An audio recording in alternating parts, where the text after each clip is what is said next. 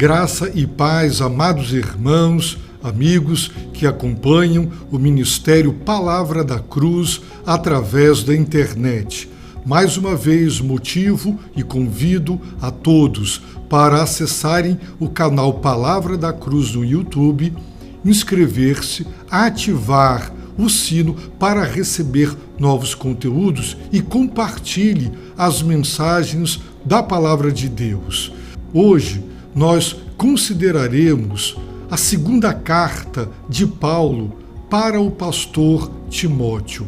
Uma carta escrita por um apóstolo, veterano, em final de carreira. Ele estava preso em Roma, a sua última prisão. Ele estava há poucos dias, há poucas semanas, quem sabe há poucos meses da sua condenação e execução. E ele abre seu coração com toda a sua experiência, com toda a sua bagagem. E ele motiva Timóteo, um pastor jovem, calouro, iniciante, pelo seu temperamento, de acordo com o que é possível perceber da leitura da segunda carta, tímido, retraído, e Paulo quer encorajá-lo a perseverar no ministério com fidelidade, porque ele está no fim de carreira, fim de linha, e Timóteo está começando o seu ministério. Então é uma carta pastoral fantástica, maravilhosa, do coração do pastor idoso, experiente, e que agora está prestes a ser martirizado, falando com o jovem pastor, seu filho na fé, que ele treinou, que ele discipulou. Portanto, é uma carta fabulosa, vale a pena lê-la com toda oração e súplica na presença do nosso Deus. E no final desta carta preciosa, o apóstolo Paulo disse assim, no capítulo 4, no versículo de número 16, disse Paulo: na minha primeira defesa, ninguém me ajudou. Pelo contrário, todos me desampararam. Que isto não lhe seja cobrado.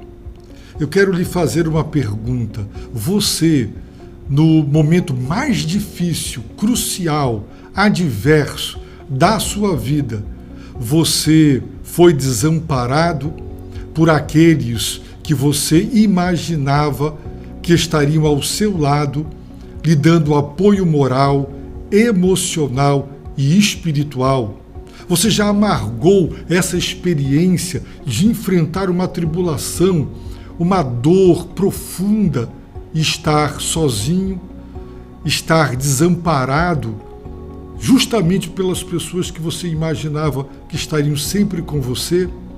O apóstolo Paulo viveu, amargou e sofreu essa experiência dolorosa, esse desapontamento. Por isso, ele compartilhou com Timóteo. Mas é interessante porque nós veremos que, apesar disto, ele não desenvolveu amarguras e rancores contra aqueles que agiram assim para com ele. Ele disse: na minha primeira defesa, ele estava preso. Esta primeira defesa não era em si o julgamento final, quando o veredito final de absolvição e liberdade ou de condenação era decretado. Era a primeira defesa, era uma audiência preliminar. E nessa audiência o réu podia argumentar, defender-se, explicar-se, apresentar testemunhas que ali estivessem para que falassem a seu respeito, corroborando o que ele disse, ajudando a confirmar a defesa, ou um advogado, alguém técnico, competente e capaz de, perante os juízes, ajudar na defesa. Então, passaria um tempo e aí viria sim o julgamento derradeiro, o último, o finalístico. E o apóstolo Paulo está dizendo: na minha primeira defesa, disse o apóstolo, ninguém me ajudou, ninguém esteve ao meu lado, ninguém me socorreu. ninguém teve a coragem de se solidarizar comigo. Eu imagino que Paulo foi tirado lá de dentro da cela onde ele estava e ele foi levado, conduzido ao tribunal. E eu imagino que no caminho, no trajeto da cela para o tribunal, ele criou, não é, ali isolado naquela cela, sozinho, numa grande, profunda solidão, celas sem nenhum conforto, com frio, com calor, com umidade, com uma alimentação precária. Este servo de Deus foi, e o seu alento, a sua esperança, a sua expectativa era: quando eu entrar na sala do tribunal, lá eu encontrarei semblantes familiares, amigos, irmãos da igreja de Roma, os líderes da igreja de Roma, para a qual ele tinha escrito e que o conheciam em virtude agora da sua chegada e da sua presença em Roma na primeira prisão e agora na segunda prisão. Mas, para sua surpresa, para o seu desapontamento e desilusão, quando ele entrou naquele recinto, ele olhou e não viu ninguém. Ele diz: ninguém me ajudou, absolutamente ninguém, nenhuma viva alma, nenhum irmão, nenhum líder, ninguém, disse o apóstolo, me ajudou. Que tristeza, que desapontamento. Provavelmente os cristãos de Roma sabiam do grande e grave perigo que era comparecer diante do tribunal para ser testemunha de um réu. Os cristãos eram acusados de serem ateus, porque não compactuavam com nenhum tipo de idolatria e eles não conseguiam conceber como era possível adorar sem uma representação material da divindade adorada.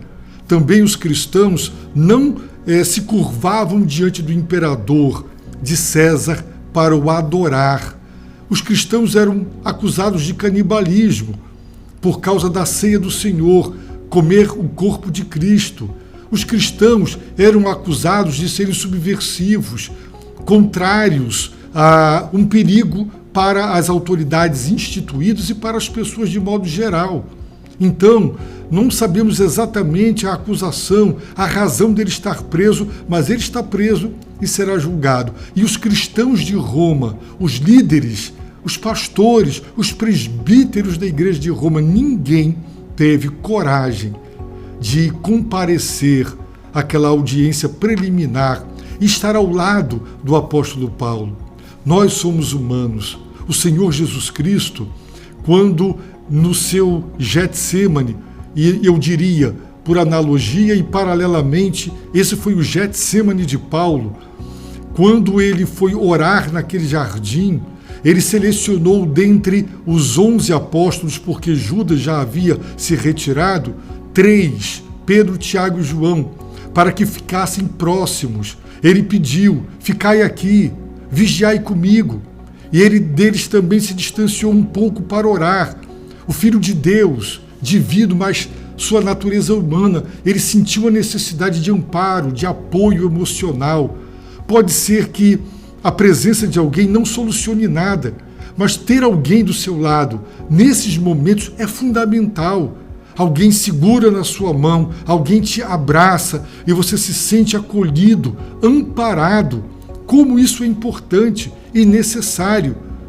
E Jesus Cristo, ele declarou: chegou a hora em que vós, meus discípulos e apóstolos, sereis dispersos e me deixareis só.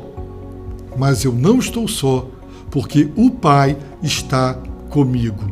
Então, o apóstolo Paulo decepcionou-se muito. Eu imagino que ele ficou abatido, mais do que já estava, ele era humano, com o desamparo total.